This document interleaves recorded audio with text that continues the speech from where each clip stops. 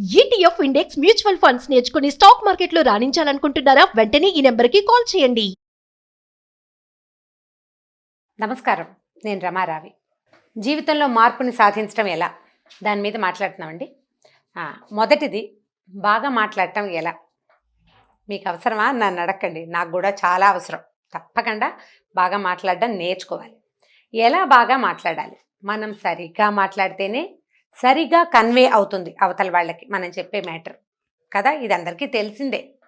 పిల్లాడిని కసిరేస్తే వాడికి నచ్చకపోవచ్చు. నాన్న బంగారు తండ్రి బుజ్జుకొండ అంటే సగం మాట వింటాడు.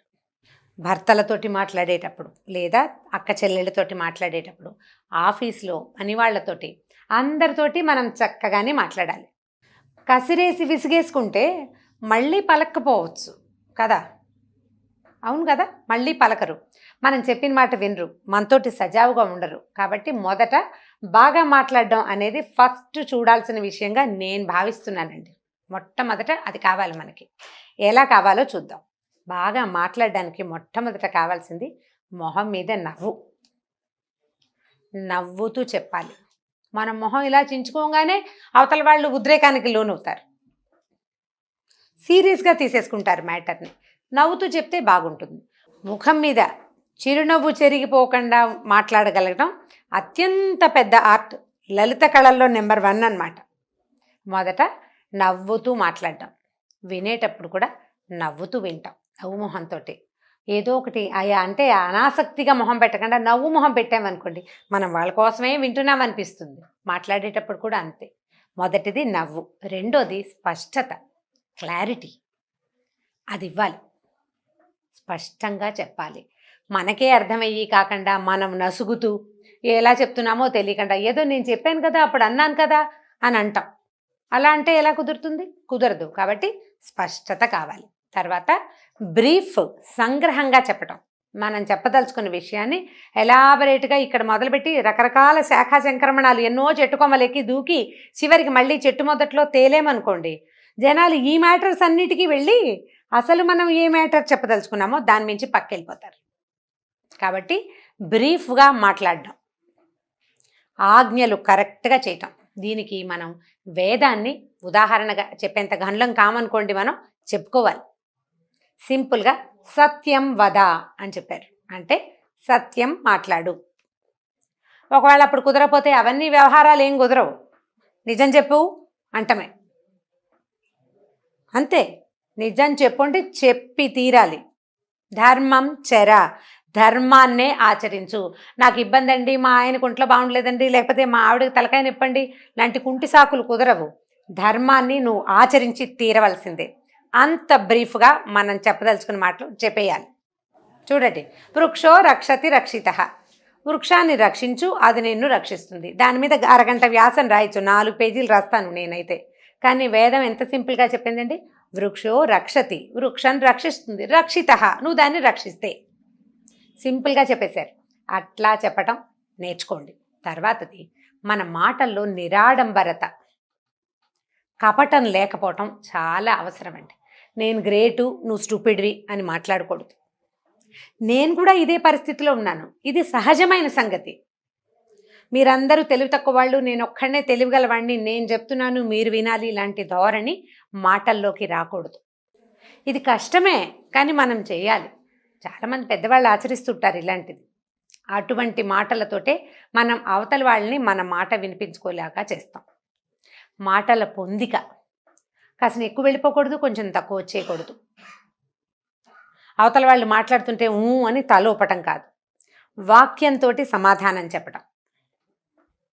అవునండి, నిజమేనండి, అలాగా అండి అంటే అంటానికి అలాగా అండి అంటానికి ఎంత తేడా ఉంది. మీరు అలాగా అండి నిజమా అని అడిగామనుకోండి, అవతల వాళ్ళకి మన వాక్యాలు వీళ్ళు వింటున్నారు అని అనిపిస్తుంది. అంటే వాడు అలవాటుగా అంటున్నాడో నిజంగా అంటున్నాడో తెలియదు కదా. కాబట్టి వాక్యాలలో సమాధానం చెప్పటం. మళ్ళీ వాక్యం పెద్దది అయిపోకూడదు, కొంచెం పెద్దది అవ్వాలి. ఇలా గనక మనం మాట్లాడడం మొదలు పెడితే దీంతో పాటండి కొంత నిజాయితీ మాటలకి చాలా అవసరమైందండి. నేనేమీ చెయ్యను, మీరందరూ నేను చెప్పింది చెయ్యండి అంటే అస్సలు బాగుండదండి. మన మాట మనం లీడర్స్ కాలేము. లీడర్స్ అంటే మహామహానాయకులు అయిపోవద్దు, మన ఇంట్లో లీడర్స్ కూడా కాలేము. నాకు అది నోటికొచ్చిన అబద్ధం నేను చెప్పేస్తాను, నువ్వు మాత్రం నిజమే చెప్పాలి అని పిల్లలకి బోధించలేం. నేను ఎక్కడికో వెళ్తాను, నేను నీకు చెప్పను, కానీ నువ్వెక్కడికి వెళ్తున్నావో నాకు చెప్పి తీరాలి అని అడగకూడదు. తర్వాత చెప్తానని కనీసం జాగ్రత్తగా మాట్లాడచ్చు. మన దగ్గర నిజాయితీ ఉంటేనే, మాటలలో నిజాయితీ ఉంటేనే ప్రపంచం దాన్ని ఒప్పుకుంటుంది, వింటుంది, మన మాట వినేలాగా చేస్తుంది. దీంతోపాటు నవ్వు ఉండాలి, స్పష్టత ఉండాలి, పొందికుండాలి, తర్వాత సంగ్రహంగా మనం చెప్పగలగాలంటే బ్రీఫ్గా చేయగలగాలి. మన దగ్గర కపటం, మోసం చేసే రకపు ధోరణి పనికిరాదు. ఈ ధోరణి ఉంటేనే మనం కుటుంబంలో కూడా జయించగలుగుతామండి. ఇందులో మళ్ళీ అమాయకత్వము, తెలివి తక్కువతనము వీటికి తావులేదండి.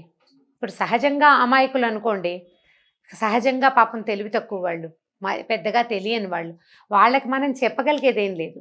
మనం జీవితంలో మార్పును కోరుకునేటప్పుడు మన మాటల వల్ల ఏదైనా ఇబ్బంది వస్తోంది అని మనం భావిస్తూ ఉంటే గనక ఇలా మాట్లాడాలి. అండ్ రెండోది అంటే ఈ మొత్తం వ్యవహారంతో పాటు ఇంకొకటి చెప్పాలండి, స్వోత్కర్ష పనికిరాదు మాటల్లో. సెల్ఫ్ చెప్పుకోవటం. ఏదో ఒక ప్లాన్ చేసామనుకోండి, ఏదో ఒక 3-4 కలిసి ప్లాన్ చేసాం, అందులో మెయిన్ ప్లాన్ ఒకళ్ళది, మిగిలిన వాళ్ళు దాన్ని ఇంప్లిమెంట్ చేశారు. ఈ ప్లానింగ్ నాదేనని 4-5 సార్లు అనకూడదు, అంటే దెబ్బైపోతామండి. నాకు స్వానుభవం ఉంది ఈ విషయంలో. ఆ ప్లాన్ మనదేనని మనం క్యాజువల్గా చెప్పిన 3-4 సార్లు తర్వాత అవతల వాళ్ళు ఓర్చుకోలేకపోతారు, మనని తీసి పక్కకు పెట్టేస్తారు. అది స్పష్టంగా, పూర్తిగా, నిజంగా మనదే అయినా కూడా ఎప్పుడు స్వోత్కర్ష పనికిరాదు. వాళ్ళతో చెప్పించాలి, ఈవిడ వల్లే, ఈ మేడం వల్లే, లేకపోతే ఈ సార్ వల్లే, లేకపోతే ఈ మహానుభావుడి వల్లే మా జీవితం ఇంత బాగుంది అని వాళ్ళు చెప్పాలి. వాళ్ళకి అవకాశం ఇద్దాం. వాళ్ళు చెప్పలేదనుకోండి, గంగలో దూకనివ్వండి వాళ్ళని, ఏం పర్వాలా. వాళ్ళు ఏడుస్తారు. వాళ్ళతోటి తగ్గించేసుకోండి. ప్లానింగ్ మనదైనప్పటికీ ఇది నా ప్లాన్ కదా, నా ప్లాన్ కదా అని గింజుకోవద్దు. బోల్డ్ ప్లాన్లు ఉన్నాయి ఇలాంటివి, వీళ్ళని కాకపోతే ఇంకోళ్ళని ఉద్ధరిస్తాను అని అనుకోండి, ఎంత హాయిగా ఉంటుందో. స్వోత్కర్షని మానేయండి. ఆత్మస్థుతి, పరనింద ఈ 2 మాటలలోకి రాకూడదు. నేను గ్రేట్, అవతల వాళ్ళు మంచివాళ్ళు కాదు అని చెప్పకూడదు. ఇది జాగ్రత్తగా ఉండాలి. మనం క్యాజువల్గా మాట్లాడినా ఒక్కొక్కసారి మొదట మాట్లాడిన క్యాజువల్ మాట పెద్దదైపోయి తర్వాత దాన్ని ఎన్ని విధాల సర్దినా ఆ మొదటి పడ్డ గుర్తు మాత్రం అలాగే ఉండిపోతుందండి. మొదటి నొప్పి జనం మర్చిపోరు, ఎవ్వరూ మర్చిపోరు. మొదటే జాగ్రత్తగా మాట్లాడాలి. అలా కాకుండా మీ సహజంగా అలా దురుసుగా మాట్లాడే స్వభావమే అనుకోండి, మీకు న్యాచురల్లీ స్నేహితులు ఉండరు, ఎవరు మీ వెనకాల రారు. ఒకవేళ వచ్చినా వాళ్ళ అవసరాలకే కానీ మీకోసం రారు. ఎందుకంటే నువ్వు ఎంత పెట్టినా ఎవ్వరికీ జ్ఞాపకం ఉండదండి. తిట్టింది భలే గుర్తుంటుంది, చాలా బాగా జ్ఞాపకం పెట్టుకుంటారు. కాబట్టి మృదుభాషిత్వం, చక్కగా మాట్లాడడంలో జాగ్రత్తగా ఉండండి. మొదట ఎప్పుడూ పరుష వాక్కులతోటి అవతల వాళ్ళని నిందించద్దు. సమాధానం వినడానికి రెడీగా ఉండండి. మృదువైన మాటలతోటి ఉండండి. వాళ్ళ తాలూకు గెలుపు వెనకాల మీరున్నప్పటికీ నేనే ఉన్నానని మీ అంతట మీరు ప్రకటనగా చెప్పకూడదు. నవ్వుతూ ఉండటానికి ప్రయత్నం చేయండి. ఒకవేళ ఎవరి వల్ల అయినా మనకి ఇబ్బంది అయినా దాని మీద బ్రీఫ్గా చెప్పటమే అలవర్చుకోండి. ఏమైందండి అని అడగంగానే మా తాతలు 3 అని అక్కడెక్కడి నుంచో మొదలు పెట్టకూడదు. ఏదో అలా వచ్చిందండి అని చెప్పాలి. ఎందుకంటే మన జీవితంలోనండి మనం మొదటి రోజు నుంచి చివరి రోజు దాకా మనం ఎంతమందినో కలుస్తూ ఉంటాం. చాలా కొద్ది మంది మనతోటి ఉంటారు, అతి కొద్ది మంది అండి. భగవంతుడు వాళ్ళకి వరం ఇచ్చిన వాళ్ళైతేనే ఉంటారు. అమ్మా నాన్న మనం చాలా పెద్ద అయ్యేదాకా మనతోటే ఉండటం, మన అక్క చెల్లెళ్ళు, మన అన్నదమ్ములు, మన చిన్నప్పటి స్నేహితులు, మనం చిన్నప్పుడు క్లోజ్గా మూవ్ అయిన వాళ్ళు, వీళ్ళంతా చాలా వయసు వచ్చేదాకా మనతోటే ఉండటం అదృష్టవంతులకి, వరం అడిగి తెచ్చుకున్న అదృష్టవంతులకి మాత్రమే ఉంటుంది. మిగిలిన వాళ్ళంతా జీవిత గమనంలో రకరకాల వ్యక్తులతోటి కలుస్తూ ఉంటాం. ఒక ట్రైన్ ఎక్కి ఆ బోగి దిగేసి మళ్ళీ ఇంకో ట్రైన్ ఎక్కి ఇంకో బోగి ఎక్కి ఆ బోగిలో నుంచి దిగేసినట్టుగా జీవిత గమనంలో ఓ 3 ఏళ్ళు 4 ఏళ్ళు కొంతమందితోటి, ఓ 2 ఏళ్ళు ఇంకొంతమందితోటి, ఓ సంవత్సరం ఒకళ్ళతోటి అట్లా కలుస్తూ ఉంటాం. ఈ వెనకాల దాన్ని ఎంతసేపు మనం మాట్లాడుకుని చెప్పుకుని దానివల్ల ఉపయోగం లేదు. అందుకని మనం సంగ్రహంగా మాట్లాడాలి అనేది ప్రాక్టీస్లో పెట్టుకోవాలి. బ్రీఫింగ్ ప్రాక్టీస్ చేయండి. ఈ బ్రీఫింగ్ మనకి లైఫ్ లాంగ్ యూజ్ అవుతుందండి. పాత కష్టాల్ని మనం ఎక్కువగా నెమరేసుకోం. మనకు అలవాటు చేసుకుంటే, బ్రీఫ్ చేయటం అలవాటైతే పాత ఇబ్బందుల్ని మనం ఎంతసేపు తలుచుకోం, చెప్పినా 2 వాక్యాల్లో చెప్తాం. అరగంట వాక్యాలు చచ్చినట్టు వినాల్సి వచ్చింది అనుకోండి, అప్పుడు అన్ని జ్ఞాపకం ఉంటాయి. 2 వాక్యాలు అయితే ఏముంది, 2 సెంటెన్సెస్ సింపుల్ కదా చెప్పడానికి కూడా. ఒక 5-6 సార్లు చెప్పాక అసలు ఆ 2 సెంటెన్సులకు కూడా విలువ లేకుండా పోతుంది. కాబట్టి బ్రీఫింగ్ ప్రాక్టీస్ చేయండి. నవ్వు చెదరనివ్వద్దు, పోట్లాటకి దిక్కకూడదు, ప్లాన్డ్గా మాట్లాడాలి. ఈ రకంగా అంటే నా ఐడియాస్ ఇవ్వండి, చూద్దాం ఎవరెవరు ఇందులో నుంచి ఎన్ని మాటలు తీసుకుంటారు, ఇంకా దీనికి ఎన్ని యాడ్ చేయొచ్చు, ఎన్ని యాడ్ చేయాలి. జీవితంలో చాలా నేర్చుకోవాలండి. మనం నేర్చుకుంటూనే ఉంటాడు మనిషి, నిత్య విద్యార్థి.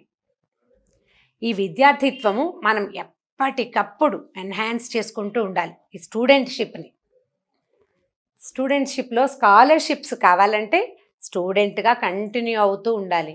ఇది నేను పొరపాటు మాట్లాడాను, ఇది నేను మాట్లాడకుండా ఉండాల్సింది, ఈ మాట మార్చుకోవాలి, ఇలాంటి వర్డింగ్ వల్ల ఇలాంటి అర్థం వస్తుంది, లేదా ఇలా హర్ట్ అవుతారు, ఇది చేయకూడదు.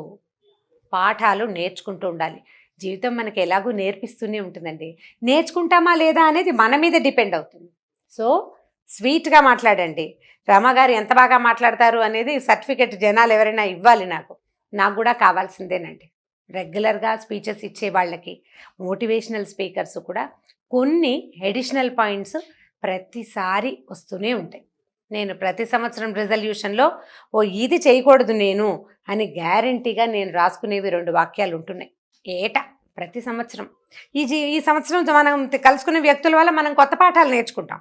ఆ పాఠాన్ని మన జీవిత పాఠంగా చేసుకుంటేనే మనం హ్యాపీగా ముందుకెళ్తాం. ఓకే, నమస్కారం. సుమన్ టీవీలో మీ పర్సనల్ అండ్ బిజినెస్ ప్రమోషన్స్ కోసం కింది నెంబర్కి కాంటాక్ట్ చేయండి.